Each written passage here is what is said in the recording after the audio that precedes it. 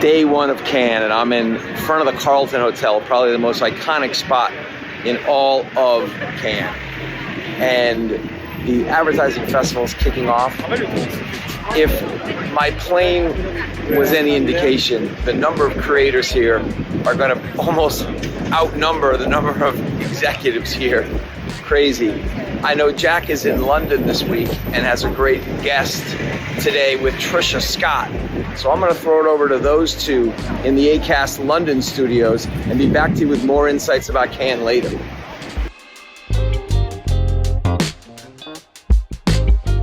Tricia, welcome. Hi, Tricia. Hi. So Tim's in New York. We're here in London at the Acast studios. You took the train down 3.5 hours to be here. Thank you so much. Thank you. I'm so excited to be here with you. Well, as a podcaster, a publisher, you know, I hope the value of not only being a guest, but for hosts like Tim and me to have someone like you as a guest. And typically we start out with a question about being human and your human qualities and how you perceive yourself as a human. But I'm going to switch that up a little, if you don't mind, because you self-define as a rocker. And a metal rocker. So what I'm curious about is not necessarily what led you to that, because you're a fan. That's great. You go to concerts.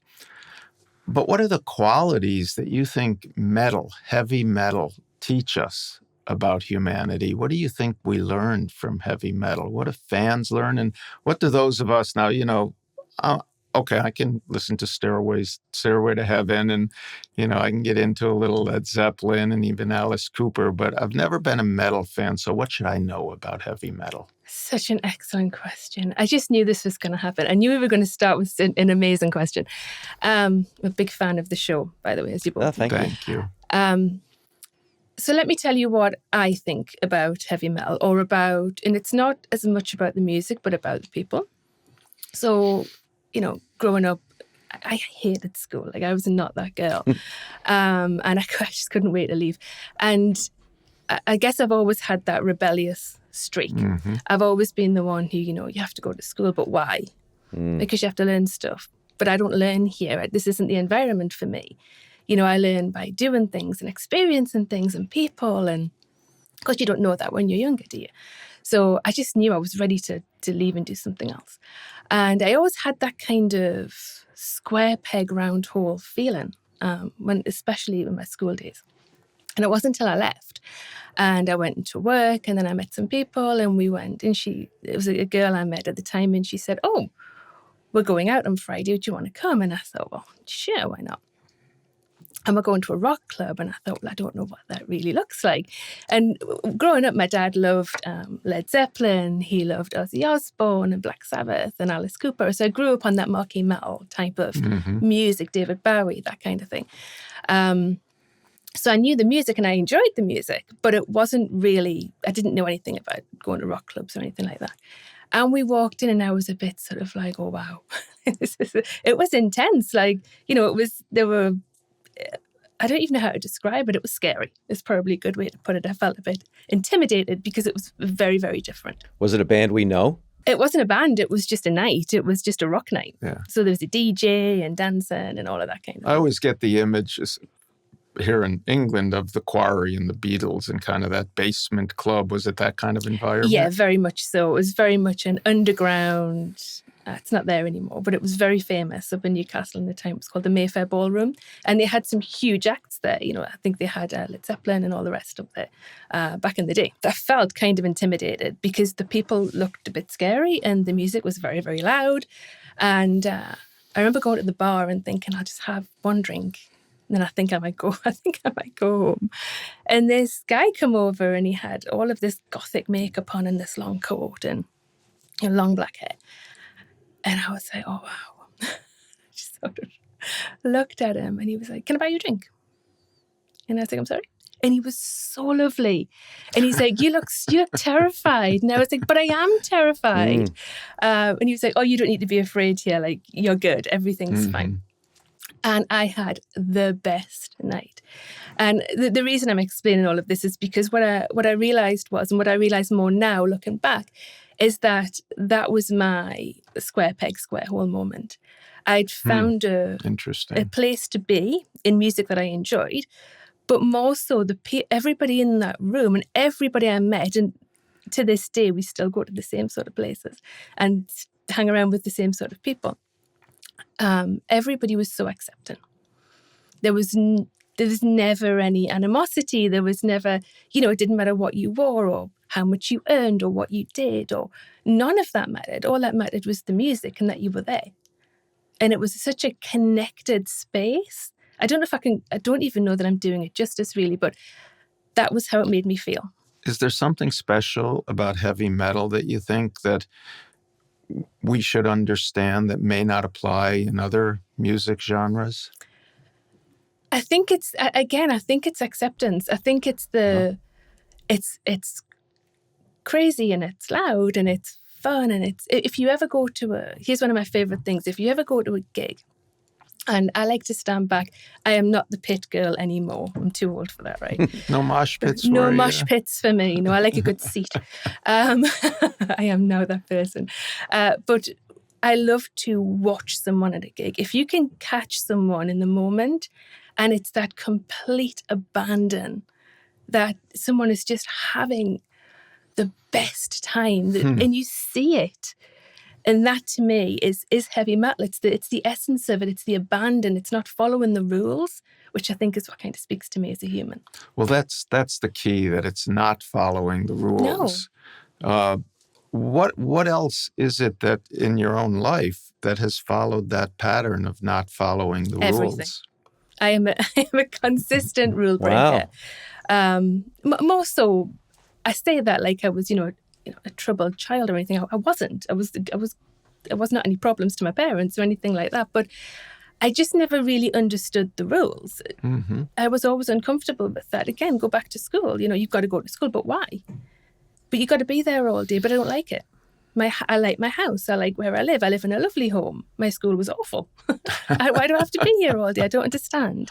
And I really didn't understand that. And that's a theme that at the time you don't see it, of course, but looking back over my life, that's come up again and again and again in every job. I've never been able to just go to work. I've always had to explore the next job or climb the ladder or try something else or have two jobs at the same time.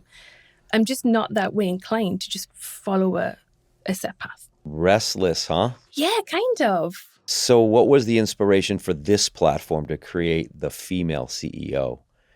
Given that restlessness, but was there a moment where you're like, this is what I'm going to make? Yeah, so I would say more so curious than restless. Mm-hmm. Restless, yeah, probably, but more so I would say it's curious. I've got a constant curiosity for what could be.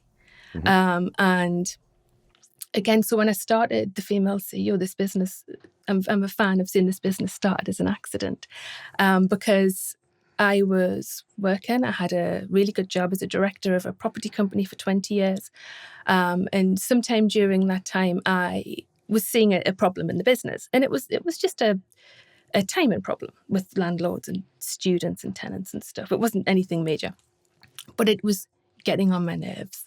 It was constant. There was always, it was the same, we're coming up against the same problem. And I was like, can we not just fix this?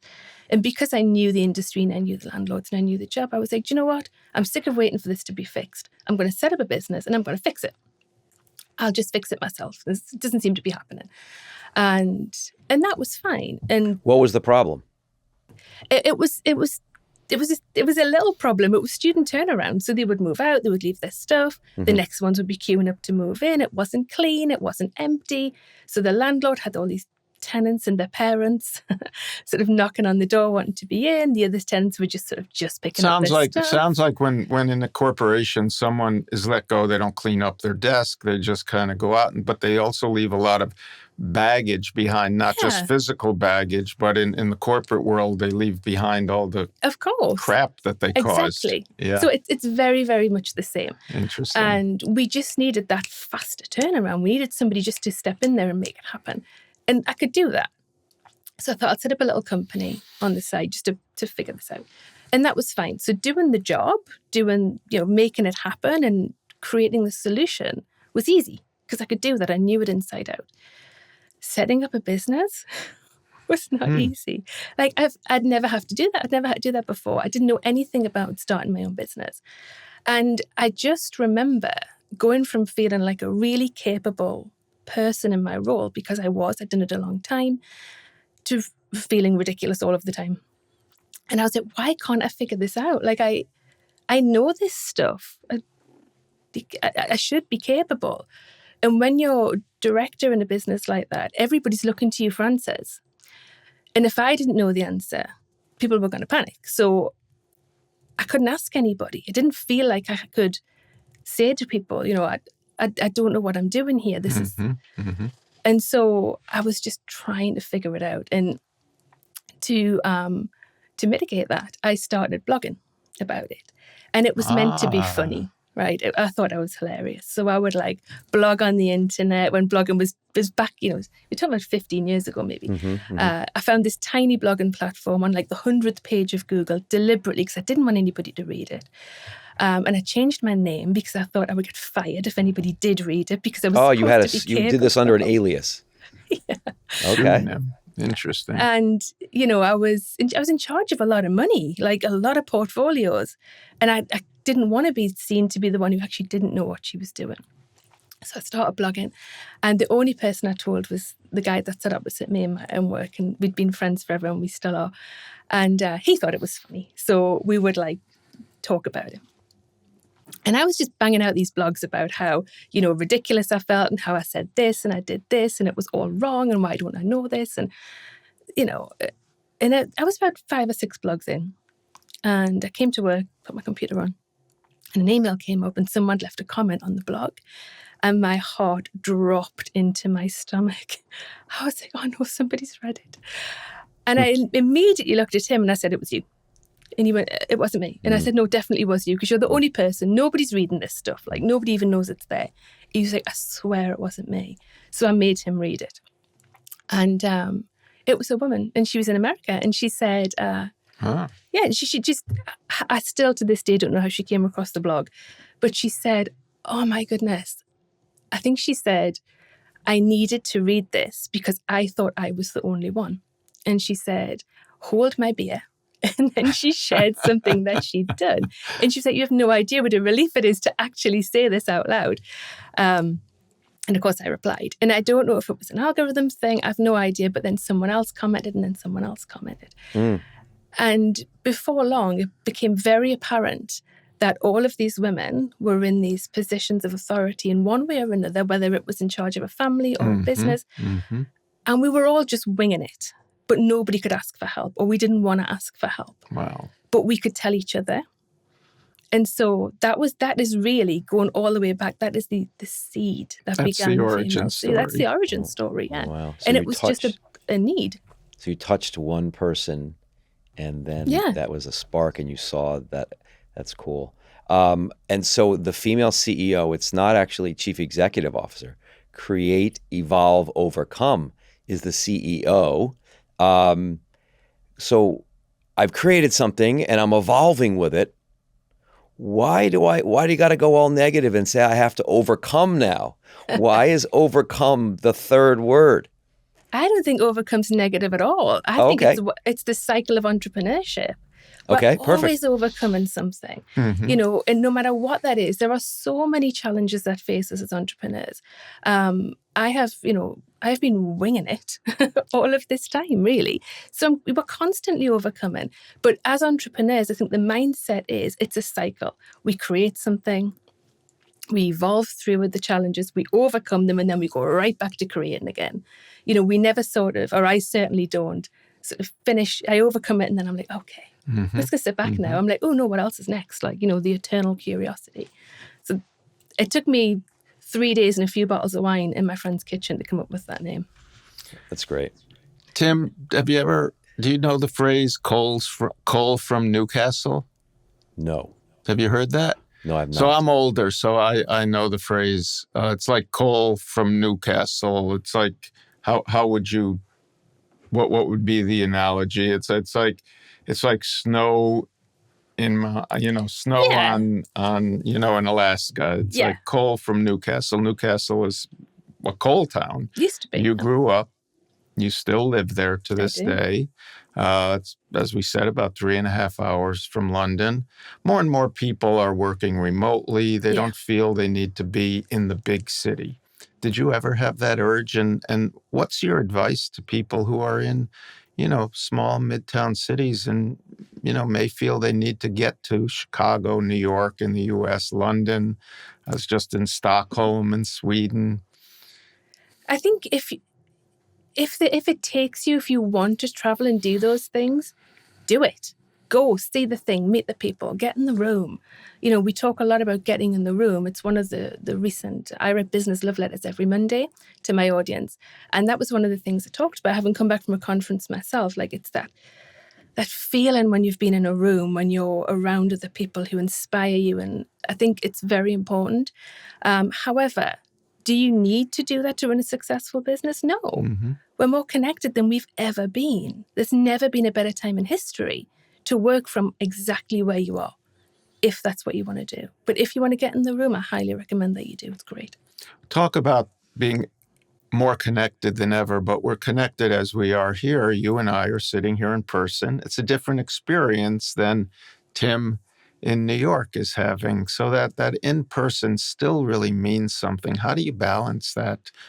Well, exactly that, because, we have to remember that it matters.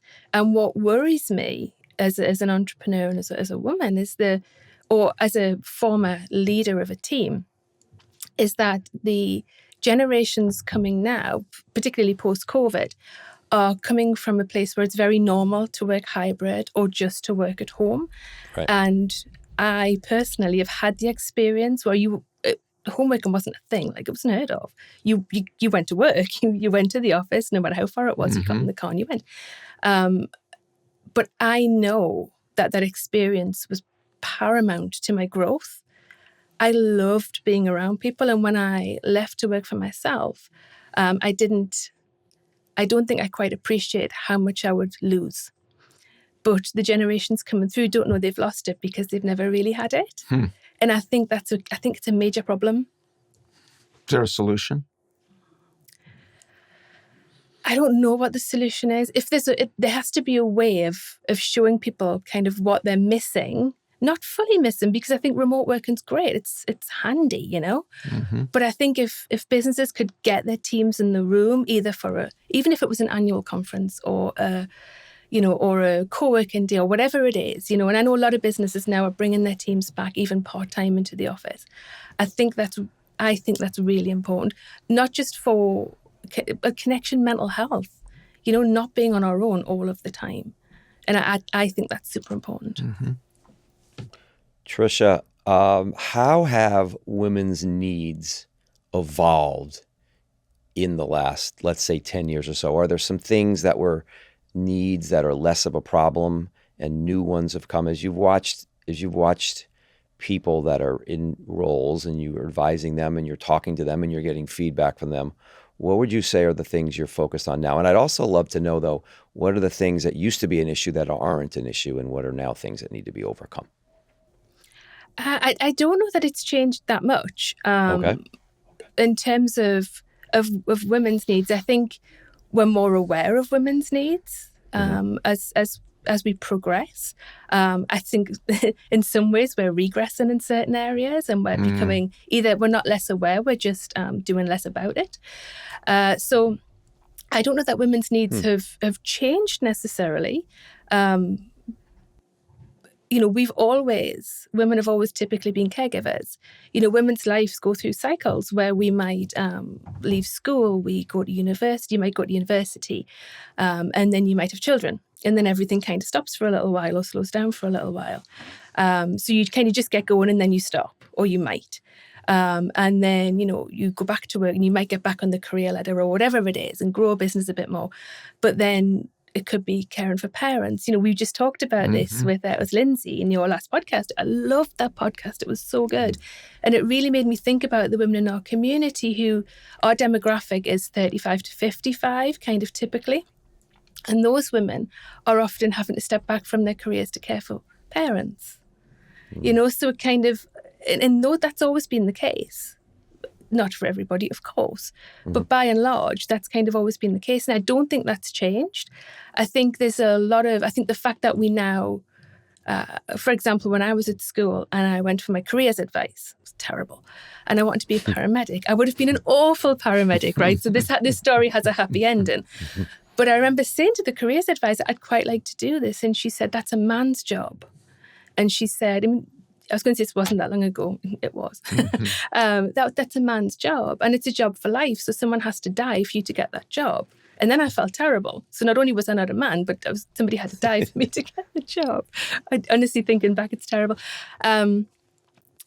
But the advice that we were given was, you go to work, you go to university, you get a job, you raise some kids, and it's kind of that is still the same in a lot of ways. But now we don't have to do that. I think there's a lot more awareness that women can run businesses from home. We can start businesses ourselves, and we don't have to. We can do that alongside having children. We don't have to be excused for the school run anymore. So I think in that respect, things have improved, certainly from women having agency. It's a great segue to your Life is Short catalyst. Tell us about Life is Short. I call it the fuck it principle. I'm sorry. So I was, the female CEO was gaining traction over, and it, like I said, started with this blog, but it was growing, and we started a Facebook group just so all these women could talk to each other, as well as talking, because they were all talking to me, but they weren't talking to each other. So we started a Facebook group back when groups were big, and, we started pulling something together. And then it grew, and we got contributors and experts and all those things. And I was getting to a point where I couldn't manage my day job and manage my online business, which was kind of turning into a business, well, because you can't do everything. I'm a great believer in, we can do anything, but we can't do everything. And it was all kind of starting to feel, and I'm the kind of person I have to do it 100% or I'm not in. I'm in or I'm out. And I was starting to realize that. And I got a phone call one day. I'd been to a gig, funnily enough, and I got a phone call. It was from my dad, and he said, "Oh, and I could tell by his voice there was just, he wasn't breathing very well. It didn't sound right." And I was like, "What's the matter?" And he said, "Oh, I've got tickets for an event today. This was the day after I'd been at the gig, and I'd been talking to him the day before because he was into rock music, and it was an AC/DC cover band and all those things." And I was like, "What's wrong with you?" And he's like, "Oh, I'm just not feeling myself. My breathing's not great." It wasn't like him. There was nothing wrong with him at the time. And he said, I'm probably going to go and get it checked out on Monday. And I was like, okay. And straight away, the alarm bells were going off. My dad was like, "I'm fine. Stop worrying. I'm absolutely fine." And I got a phone call later that day in the afternoon to say that he'd gone to hospital to have it checked out because he didn't want to wait till Monday. Now, that wasn't like him. He would 100% have waited till Friday if he could. So it wasn't like him to have it checked out. And very long story short, I went obviously straight to the hospital that day, and 11 days later he died. So sorry. It was terrible. It will always be the worst thing that's ever happened to me, I think, or one of the worst things to ever happen to me. And I remember when he was in hospital over the period of about a week, and he was in intensive care, so we could only go at certain times. And so it meant we couldn't go in the morning because the doctors would be doing what they did. And I remember sitting on the sofa thinking, what am I going to do? Like, I didn't, because you don't want to go to the hospital. You don't want to do that. But you can't stay where you are because you have to be there where they are. So it's this weird feeling. And I remember watching Brené Brown's The Call to Courage, if you've seen that. Yes. And all I remember her saying was, every day you must choose courage over comfort. And I thought, that's me. Today I have to choose courage over comfort. I have to get up, get the trainers on, and I have to go to that hospital. And I don't want to face it because he was getting worse. And they didn't know what was wrong with him. So they were just treating him for everything and anything. And I had to, and it's one of my guiding principles to this day is you've got to choose courage over comfort every day when you wake up. And within 11 days he was gone, and I had some time off work, and I have to say, they're going to watch this podcast probably, but they are the most amazing people in the whole world. Like my employers, I mean, they were brilliant people anyway, but they were just fantastic. I couldn't have asked for any more. And I went back to work, and my desk was clear. And my desk was never clear because everybody put the stuff on my desk when I wasn't there. There was nothing on my desk.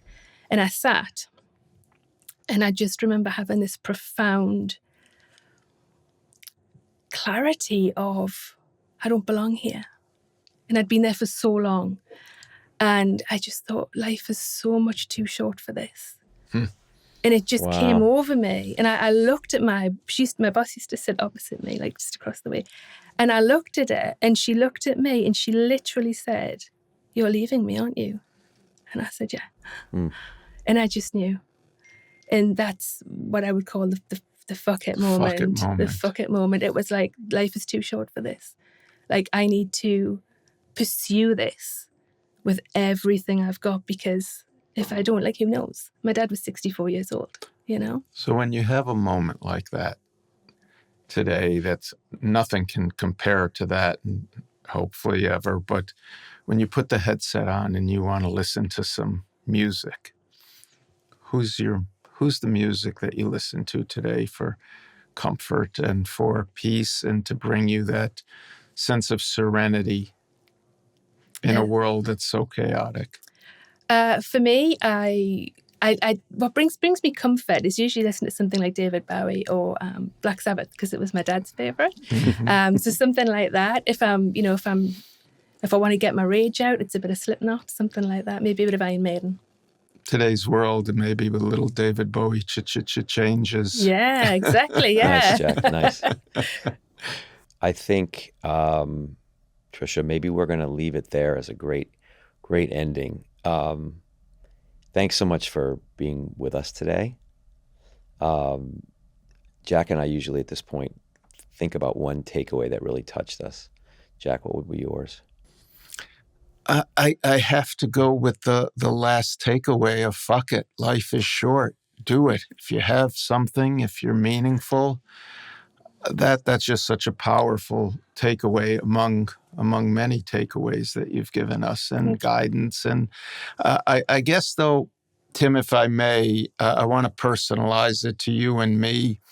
There's you talk about how you experience this, and so many women who you responded to your blog. There are so many people today who are feeling left out of the technology, the move to AI, so many people losing their jobs. Yeah. What's your advice to someone who's 50s, maybe early 60s, who's felt they were going to be in the prime of their career and instead are finding that they can't see a future ahead? Do you have some advice for them? Yeah, get yourself into a community, whatever community that is, and re-find your people. We can embrace this technology. It doesn't have to be all or nothing. You know, we have to embrace AI. We have to embrace the tech now, because it's become part of the fabric of our society now. It just is, and we can't fight City Hall. So I would say, if that's worrying you, I would get into a space, preferably a business-led space where people are talking about this stuff, and don't be afraid to ask. It's a huge issue. You know, I'm always the first to say, I don't know this, and I'm happy to put my hand up and be the one, but just be that person. Be the person who says, I don't know this, I don't understand, because I guarantee you, people are waiting to help you. People want to help you so much more than you think. And in the tech space, there's so much to learn, but actually, you can do this. Like, I didn't think I could do any of the things I've done now, you know? We're read in 181 countries. That was never a thing. That still blows my mind. Like, how did that happen? So cool. But if I can, so can they. Just ask. Tim, what was your takeaway? I think it's a general one. It's not a specific one. And it's the word proactive. You act. Every single thing we talked about, you took an action. Whatever it was, each step, each moment is something that triggered in your head and your heart. You're proactive, and it's the acting that you did time and time again. That's my biggest takeaway. Messy action every time. Just do it. Just get in there and do it. You'll be fine. I think we've had a couple mic drops here, Tim. So thank you. Thank Tricia. you. Thank you so for much. taking the 3.5-hour train ride I've down loved from it. Newcastle. And I'll have to come and visit you someday. Please do. Please come to Newcastle. You'll love it. The people are amazing. Good Indian food there or what? Yes, there is excellent Indian food in Newcastle. So I'm told. Newcastle is north. Now give us the geographic location. So we're probably 45 minutes from the border of Scotland. Maybe, on the coast. So you have a little of that Scottish brogue in your voice, you think, or no? I don't know. You'd have to tell me. Like, this is just how I speak. But I did bring you a Geordie dictionary, so you could, just in case you got stuck. I have a gift for you here. Okay. It's the Geordie dictionary. Hot away, man. I'm gunning ham. I'm claiming for me bait. That's English, isn't it? Scottish English. That's Georgie English. Okay, good. Tricia, thank you so much. Thank you, both of you. Let's thank the audience for listening today. And hopefully they got a lot out of this. And if they did, I'm sure they learned something about being a person and how to follow what's in your head and your heart. And if you did, please, as a listener, please share it and let other people hear about what Tricia has been, her journey, and how she's been espousing things.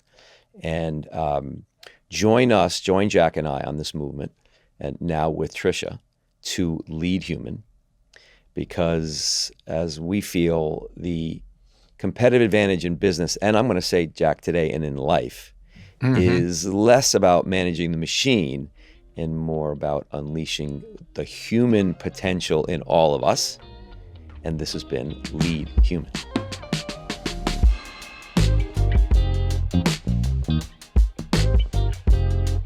All right. Thank you. That was really terrific. It's fabulous. Tricia, New York.